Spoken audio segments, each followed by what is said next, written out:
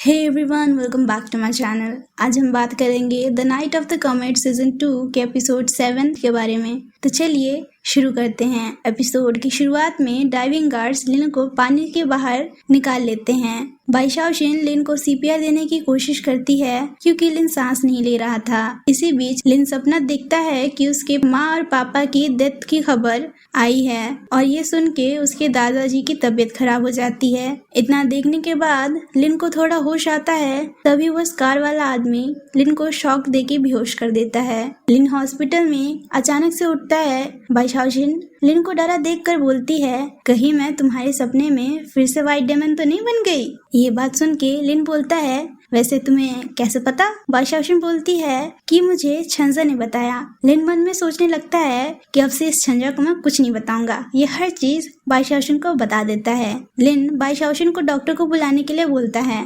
बाइशाओशिन पागलों की तरह जोर जोर से डॉक्टर डॉक्टर चिल्लाने लगती है। तभी लिन बेल बजा देता है। बाइशाओशिन कुछ बोलने ही वाली होती है, तभी लिन बोलता है, ये सब टीवी का असर है, मुझे पता है। डॉक्टर से बात होने के बाद लिन घर चला जाता है। ली फेंग लिन को बताता है कि उसे स्विमिंग पूल के पास कोई स्कार वाला आदमी नहीं मिला। ली फेंग बोलता है, उस आदमी का टारगेट आप हो, मतलब मुझे आपको प्रोटेक्ट करना चाहिए ताकि मैं उस आदमी को जल्द से जल्द पकड़ लूं। लिन बोलता है, ठीक है, पर सीक्रेटली करना। लिन सोचने लगता है कि उसकी वजह से बाइशाओशिन की जान खतरे में आ गई। अगले दिन बाइशाओशिन नोटिस करती है कि इतना बड़ा हादसा हो गया, लेकिन किसी को पता ही नहीं है इस बारे में, इसीलिए वो भी किसी को ये सीक्रेट नहीं बताती। बाइशाओशिन लिन के लिए कॉफी ले जाती है तो लिन बाइशाओशिन को उसकी जान बचाने के लिए थैंक्स बोलता है। ये सुनकर तो बाइशाओशिन के मन में लड्डू फूटने लगते हैं, क्योंकि आखिरकार लिन लाइन पे आ ही गया था। इसी का फायदा उठाते हुए बाइशाओशिन लिन को हॉस्पिटल जाने के लिए बोलती है ताकि वो अपना चेकअप करा सके, लेकिन लिन मना कर देता है और उसको डांट देता है। लिन बोलता है कि मुझे पता है कि मुझे क्या करना है, तुम मुझे मत बताओ। और लिन बाइशाओशिन को वहाँ से जाने के लिए बोलता है। बाइशाओशिन दांदन को लिन के बारे में बताती है तो दांदन बोलती है, लिन सच्ची में डेविल है। बाइशाओशिन दांदन को बोलती है, अब तो कुछ भी करके उस अंकल को हॉस्पिटल में ले ही जाना होगा।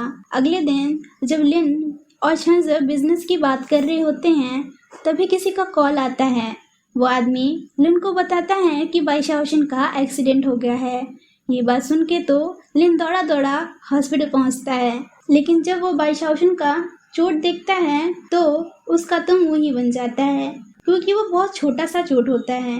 लिन का दिमाग खराब होता है और वो बोलता है कि इस आदमी ने तो बोला था तुम्हारा एक्सीडेंट हुआ है।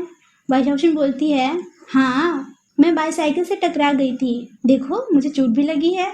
ये सुनकर लिन बोलता है, तुम मुझे बेवकूफ बना रही हो, मैं तुम्हारी 1 महीने की सैलरी कट कर दूंगा। ये बोलकर वहाँ से वो जाने लगता है।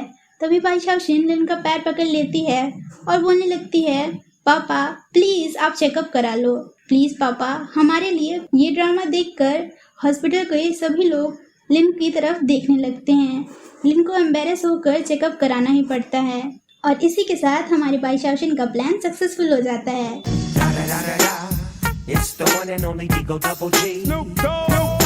डॉक्टर बताता है कि सब कुछ ठीक है। ये सुनने के बाद लिन बाइशाओशिन को हॉस्पिटल से खींचकर घर ले जाता है। लिन घर पहुंचता है तो छंजा पूछता है कि बाइशाओशिन कैसी है।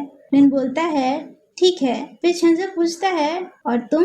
लिन बोलता है, उसने फिर से अपना मुंह खोल दिया। छंजा बोलता है, बाइशाओशिन कितनी ब्रेव है, उसने ऐसा काम कर दिखाया। लिन बोलता है, अगली बार से उसने मुझसे झूठ बोला या मुझसे नॉनसेंस वाली बात की ना, तो मैं उसके हाथ और पैर तोड़कर उसे व्हील चेयर पे बैठा दूंगा। दोस्तों, अगर आपको अभी तक हमारी वीडियो अच्छी लग रही है तो हमारे चैनल को लाइक करें और सब्सक्राइब करें, और ऐसे ही नए नए वीडियोस के अपडेट्स के लिए हमारे इंस्टाग्राम पेज जस्ट अंशिका को भी फॉलो करें। तो चलिए कहानी पे वापस आते हैं। बाइशाओशिन काम कर रही होती है, तभी उसकी आंट बाइशाओशिन से बोलती है, मैंने वीचैट पे पैसे रिसीव होने का साउंड सुना है। बाइशाओशिन बताती है, सुबह ऐप के शॉर्ट वीडियोस देखने से पैसे मिलते हैं। आंट बाइशाओशिन का फोन चेक करती है तो उसे बस हेल्थ के वीडियोस ही दिखते हैं। आंट बोलती है, तुम्हारे उम्र में तो शायद तुम्हें मेकअप के वीडियोस देखने चाहिए। बाई शाओशिन आंट को लिन के बारे में सब कुछ बताती है तो आंट बाई शाओशिन को कुछ मेडिसिन देती है। अगले दिन बाई शाओशिन वही मेडिसिन लिन की कॉफी में मिलाकर लिन को दे देती है। लिन पीकर बोलता है, ये क्या है, मेरी कॉफी कहाँ है? बाई शाओशिन कुछ मेडिसिन लिन की टेबल पर रख देती है और बोलती है, ये तुम्हारे ब्लड प्रेशर को कम करेगा। बाई शाओशिन लिन को एक वॉच गिफ्ट के तौर पे भी देती है। लिन ये सब देख के बोलता है, मैं तुम्हारी सैलरी नहीं बढ़ा रहा। बाई शाओशिन को ये सुनकर दुख लगता है कि लिन को लग रहा था कि वो सैलरी बढ़ाने के लिए ये काम कर रही है, लेकिन ये सारा चीज तो वो एज अ गिफ्ट लाई थी। थोड़ी देर बाद बाई शाओशिन के फोन में अलर्ट अलार्म बजने लगता है। बाई शाओशिन देखती है कि लिन किसी के ऊपर फिर से चिल्ला रहा है, इसीलिए उसका बीपी बढ़ गया। वो अलर्ट इतने बार बजता है कि बाई शाओशिन परेशान हो जाती है। रात को जब बाई शाओशिन सो रही होती है, लिन का बीपी इतना ज़्यादा बढ़ जाता है कि बाई शाओशिन के फ़ोन में वार्निंग शो करने लगता है। बाई शाओशिन तुरंत अपने घर से निकल जाती है और जाके लिन के घर के पास उसका डोरबेल बजाने लगती है, पर लिन डोर नहीं खोलता। इसीलिए बाई शाओशिन को लगता है कि लिन को कुछ हो तो नहीं गया, इसीलिए वो दरवाज़ा जंप करने का सोचती है, लेकिन सिक्योरिटी अलार्म बजने के कारण गार्ड्स बाई शाओशिन को पकड़ लेते हैं और लिन के पास ले आते हैं। लिन उससे पूछता है कि तुम यहाँ क्यों आई हो?